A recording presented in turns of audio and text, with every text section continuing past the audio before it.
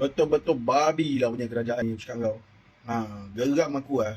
Kau daripada sibuk pergi beli Airbus, beli apa, pesawat Airbus tu untuk keuntungan barwa-barwa yang duduk kat atas ni, keuntungan korang, baik kau lepaskan kita orang punya duit KWSP. Duit kita orang lah, bukan duit kau lah, kerajaan.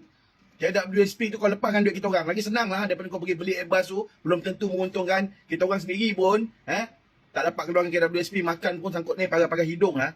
Pagar-pagar hidung kau nak. Inilah masalahnya. Jenis bercakap ni otak letak kat lutut. Orang lain nak ulas, kau pun nak ulas juga.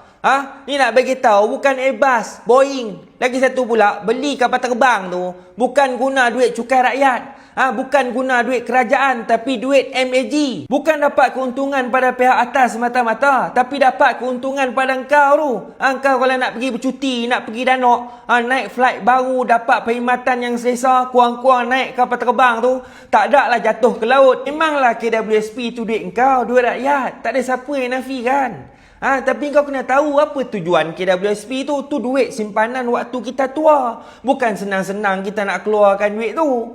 Kau kena faham tu. Lagi satu pula, yang kau nak keluarkan KWSP sangat ni dah kenapa? Waktu zaman Muhyiddin Yassin dah keluar dah. Itu pun sebab COVID.